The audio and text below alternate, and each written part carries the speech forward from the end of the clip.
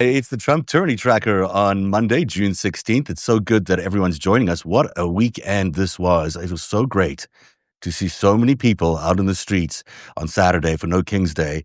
A remarkable effort. I mean, over 2,100 more protests around the country, and something like 12 million people is what they estimate showed up.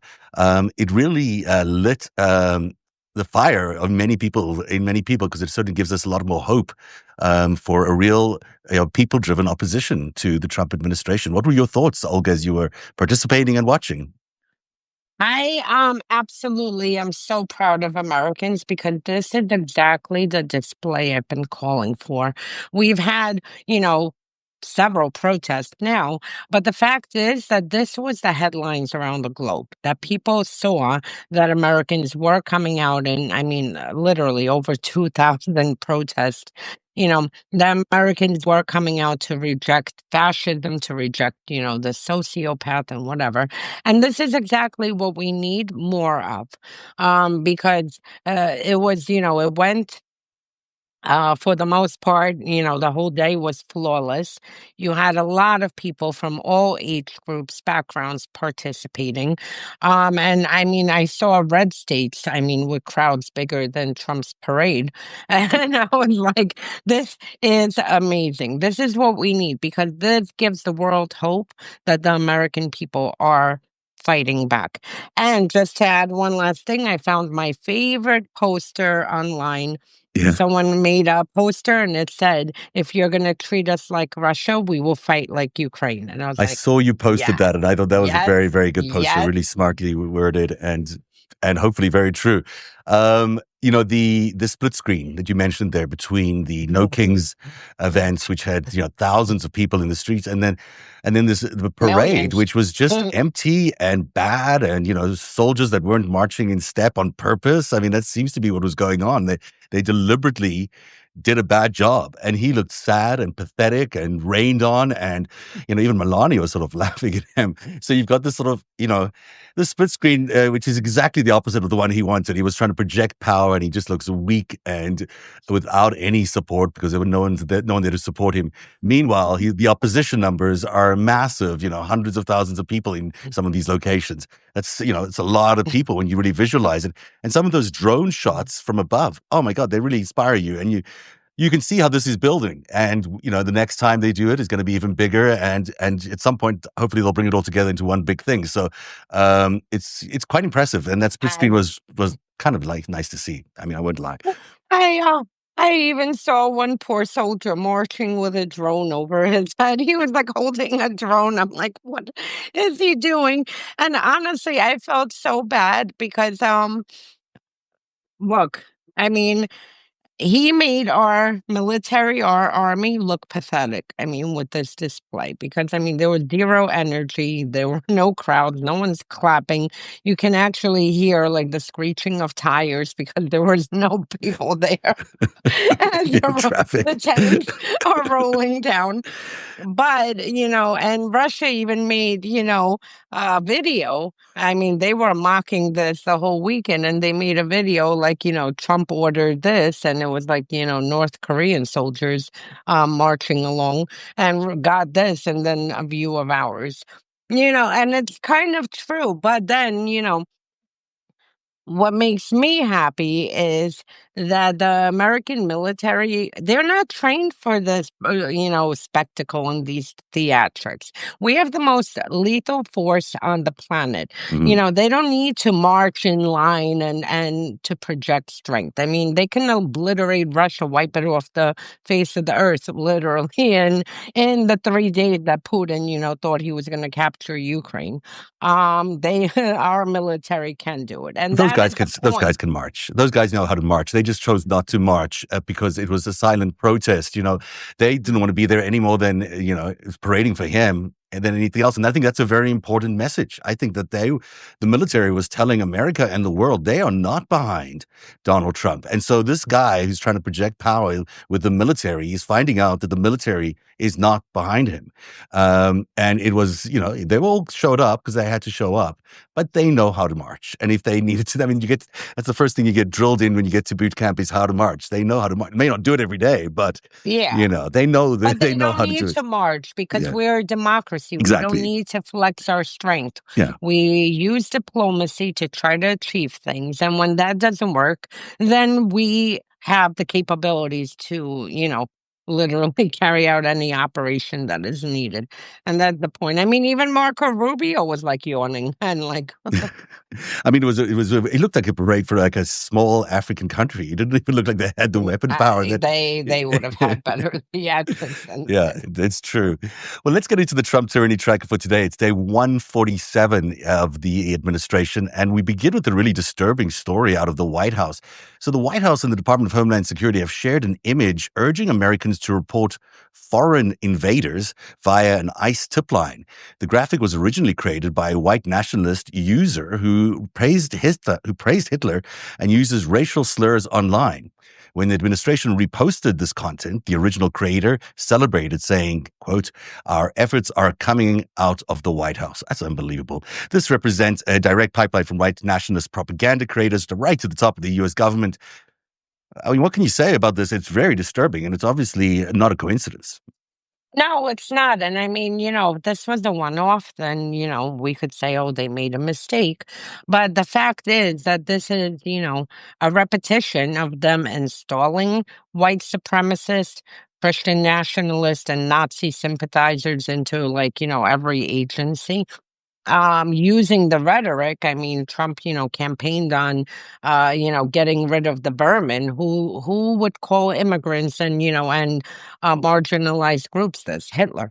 So, I mean, the fact that they're using, image created by, a Nazi sympathizer, another one, is not shocking. But this just shows you that they're trying to put not only a white nationalist agenda in domestic politics, but they're also doing it with in foreign affairs. And, we had discussed the re-immigration office, which basically is Nazi ideology, far right extremist ideology to cleanse the country out. It's ethnic cleansing.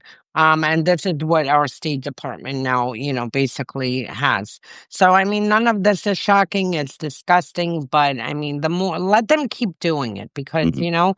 the more they show people who they are, the more, especially with people now paying attention, not to the grocery prices, last year during election, but now paying attention to them solely that they're in power, the better it is. Let them show who they are because, let's see how many people are comfortable with this. And as we're finding out in our Authoritarianism 101 series, this is really about creating the fear of the other. This is about speaking to the base and making sure that they feel vulnerable and scared so they keep supporting them. And, that's the sad thing about it is it seems to have worked amongst the base and it still keeps working amongst the base, which is why they put it out there. Moving to our second story, Defense Secretary Pete Hegseth told Congress that the Pentagon has plans for any contingency, including military takeovers of Greenland and Panama. When pressed by Representative Adam Smith about whether this included invading Denmark, Hegseth didn't deny it, saying military planners prepared for whatever's needed. This comes as Trump has repeatedly stated, we'll get Greenland. Yeah, 100%. I mean, this is imperialism gone crazy if they think they're going to invade Denmark, but, they obviously have plans. Then they should have plans. And that's the scary part that, he put it into record by testifying that they do have military plans against a NATO member. So where does this leave NATO? Where does this leave us? And I mean, it's instead of Trump focusing on Russia, Iran, China, which are the real threats, North Korea. He's focusing on, threatening our allies, threatening invasion of our allies.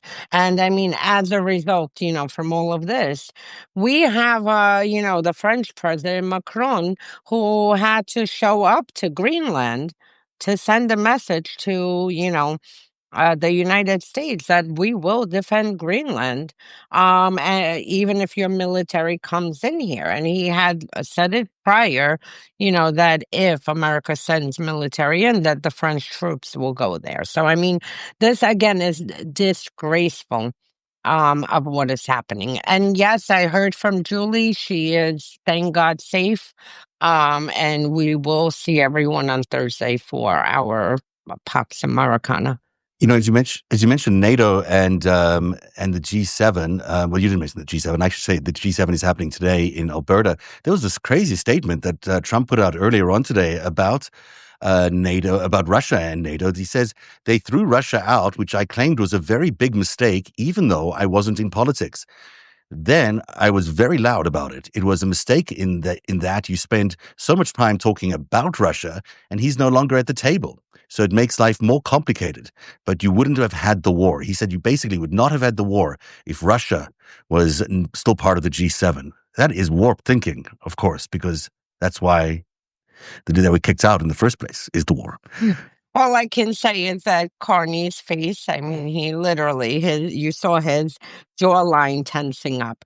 Again, so you have a U.S. president. I mean, this is humiliation for the United States. I really don't, honestly, I can't wait to get out of this timeline and, go back to some normalcy.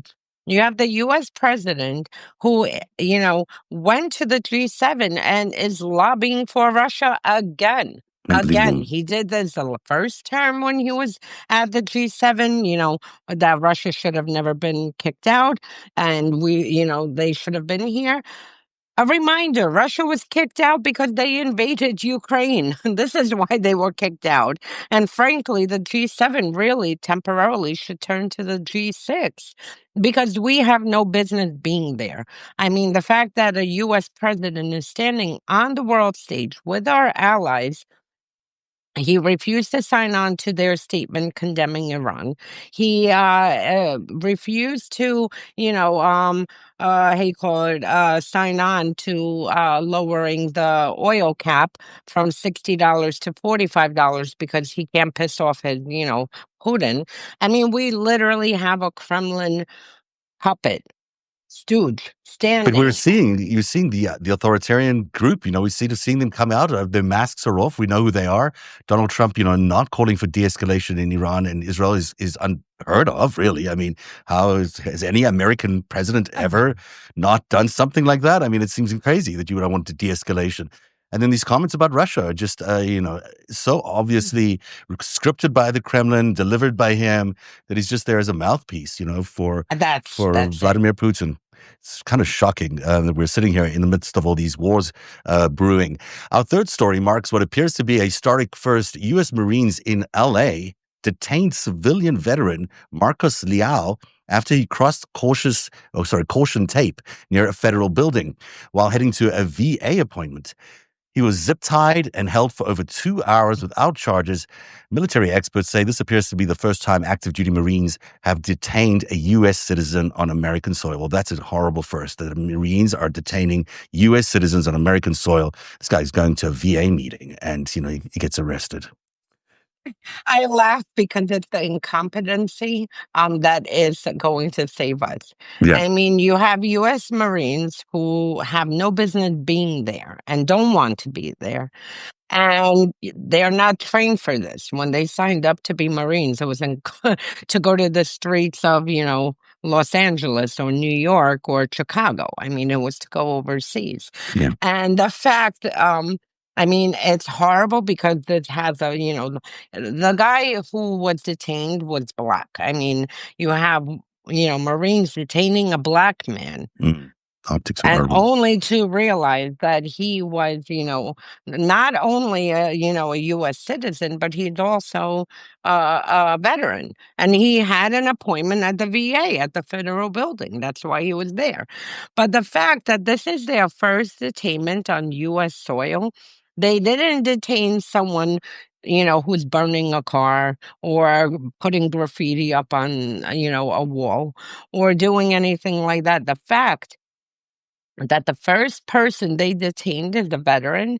I mean, On his way to a VA meeting. I mean, it's just like you know, just doing the right thing, doing everything he's supposed to do, going to a federal building to have the services he's meant to get, and the Marines themselves are busy detaining him. I mean, that's And it's just, I mean, again, if the veterans had detained someone burning a car, maybe, the opinion across the country will be like, well, look, they're stopping, a car being burned, whatever. But the fact, I mean, this again, in public opinion, like, really, this is what we need veterans to detain, I mean, Marines to detain veterans. I mean, it just serves them right that that was the first U.S. citizen maybe they did it detained. knowingly as well. Who knows? Maybe they were just making a statement, but I doubt that. Our final story focuses on the escalating militarization of American cities. This is a really interesting story. U.S. Customs and Border Protection has confirmed that they're flying military-grade Predator B drones over LA to aid federal law enforcement, including ICE, amid mass protests. These drones, typically used in war zones, are equipped with powerful surveillance tools and are operating alongside 700 active duty Marines and nearly 4,000 federalized National Guard troops. But these drones are very sophisticated at surveillance. I mean, they could probably pick out anyone in the crowd and identify them right away. And probably with Palantir and everything else on the back end, this is probably invading the rights of individual citizens who are protesting on a regular basis. I know, and my take from this story is one, I mean, this is a police state. That's what it looks like. Yeah. But two, that Democrats and independents, and frankly, anybody who cares about the First Amendment needs to start screaming as loud about the First Amendment as the right has been screaming about the Second Amendment for Hmm. decades, because this is a complete violation. Last time I checked, the First Amendment gives you freedom of speech and freedom of assembly. And the fact that they are using military drones to monitor protesters who are assembling, and it is their right as part of the Constitution to come out. I mean, we see where this is going. And this is Yeah. just the beginning because this will spread across the country.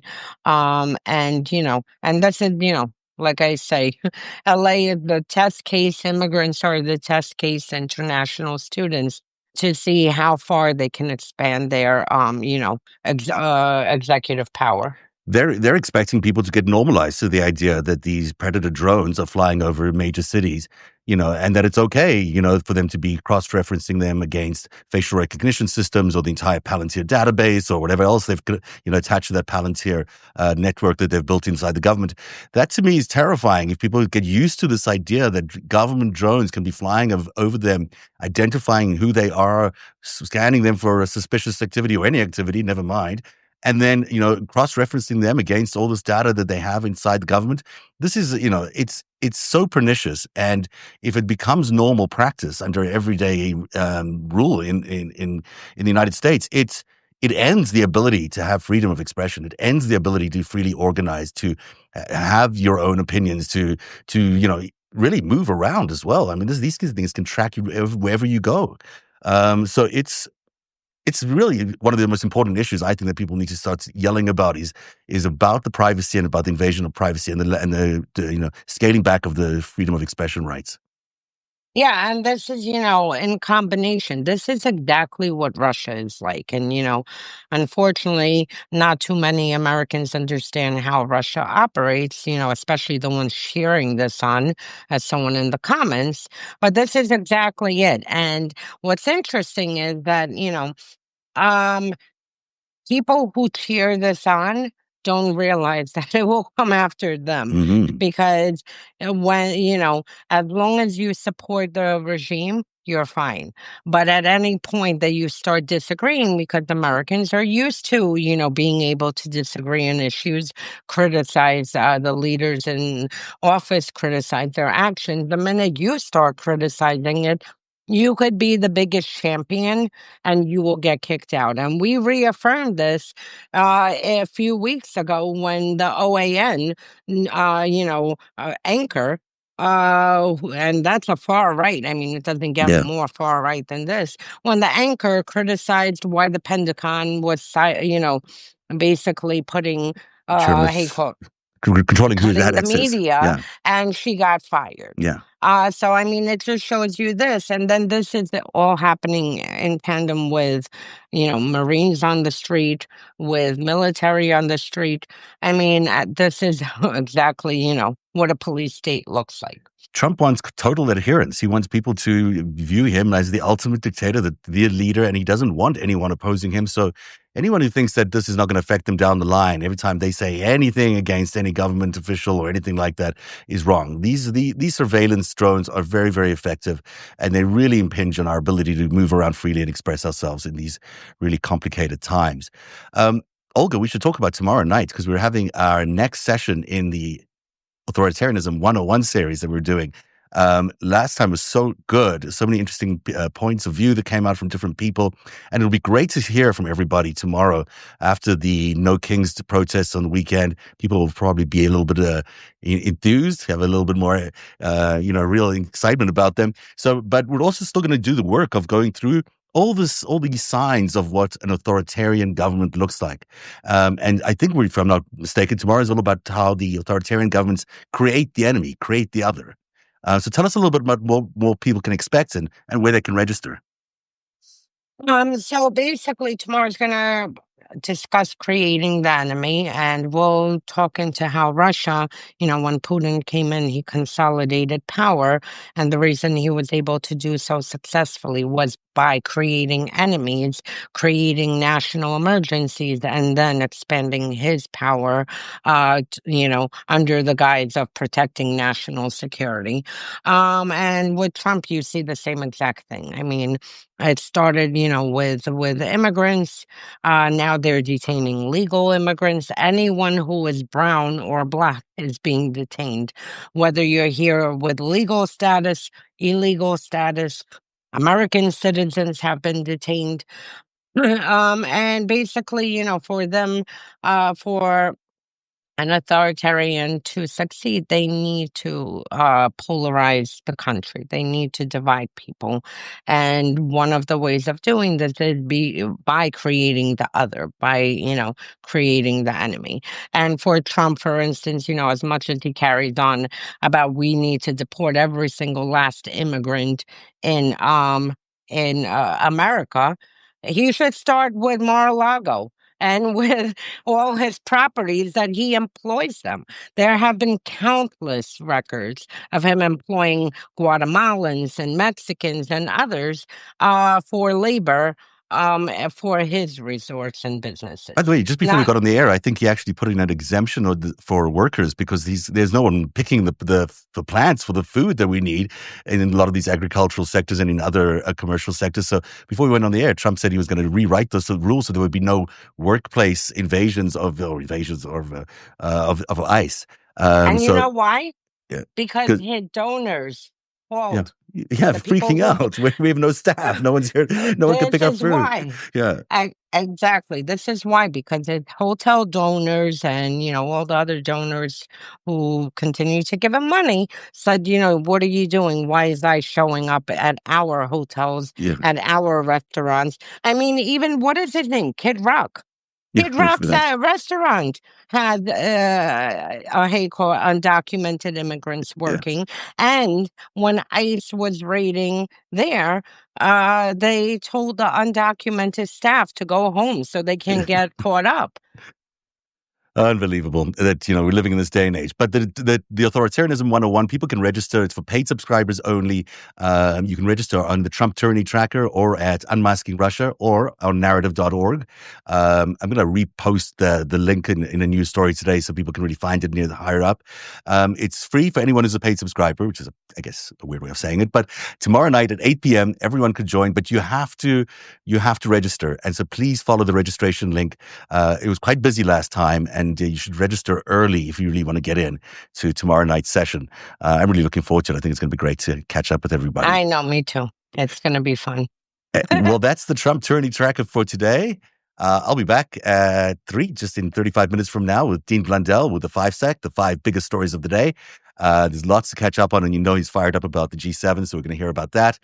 Plus, everyone should subscribe to the Trump Tyranny Tracker. If you're not yet subscribed, you're missing the most authoritative guide to how Trump's authoritarian creep is happening.